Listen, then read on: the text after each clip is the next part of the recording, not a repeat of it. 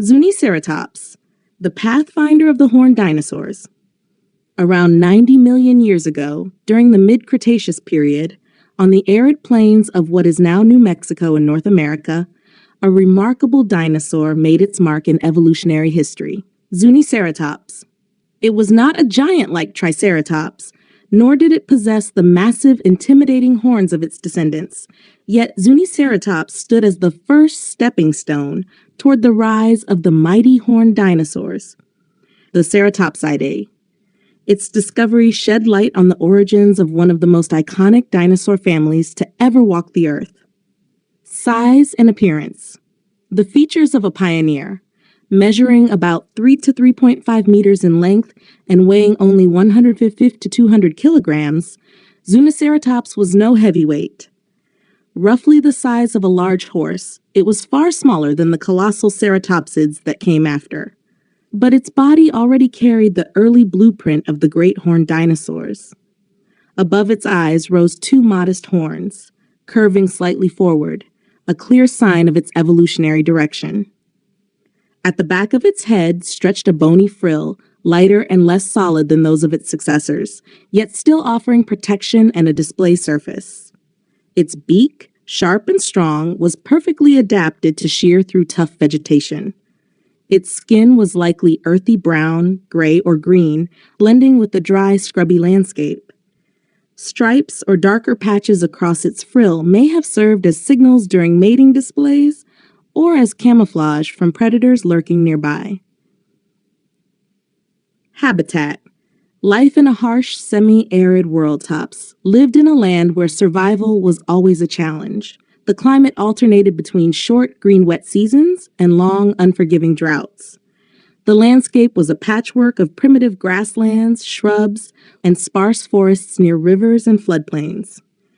Its diet consisted mainly of ginkgo leaves, conifers, cycads, and the early flowering plants that were beginning to spread across the Cretaceous world.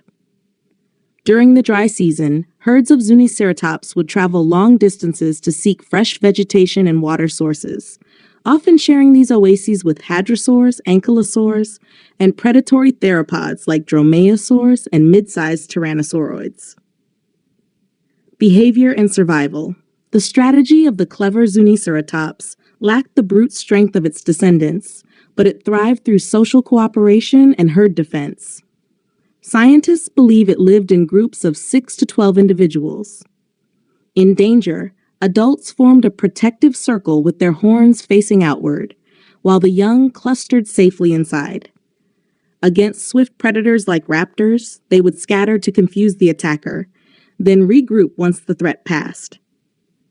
Larger hunters, however, were best avoided. In such cases, Zuniceratops relied on speed and agility, retreating to rough terrain, bushes, or slopes where bulky predators could not follow easily.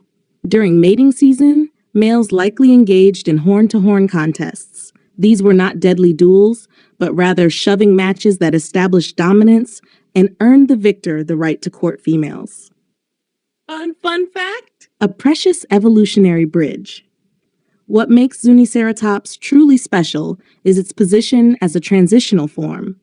It is the earliest known North American ceratopsid to bear distinct brow horns, proving that the horned lineage had already begun developing traits that would later define dinosaurs like Triceratops. The story of its discovery is just as inspiring. In 1996, an 8-year-old boy named Christopher Wolfe found its fossils while exploring with his father, paleontologist Douglas Wolfe.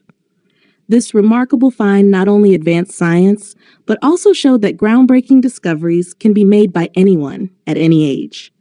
As for why it disappeared, that mystery remains. Zuniceratops vanished tens of millions of years before Triceratops appeared. Climate shifts may have reduced its food supply, or it may have been outcompeted by newer, stronger ceratopsids better adapted to the changing world. The lasting image. A humble trailblazer. Picture a dry Cretaceous plain at sunset 90 million years ago. Dust swirls in the hot wind. A small herd of Zuniceratops trudges steadily toward a distant river, their frills catching the orange glow of the fading sun. They are not the greatest warriors of prehistory, yet they are trailblazers, pioneers of a dynasty that would one day dominate North America. Zuniceratops reminds us that evolutionary history is not only written by giants, but also by the quiet forerunners who cleared the path. In the grand book of life, sometimes the first chapters are the most valuable of all.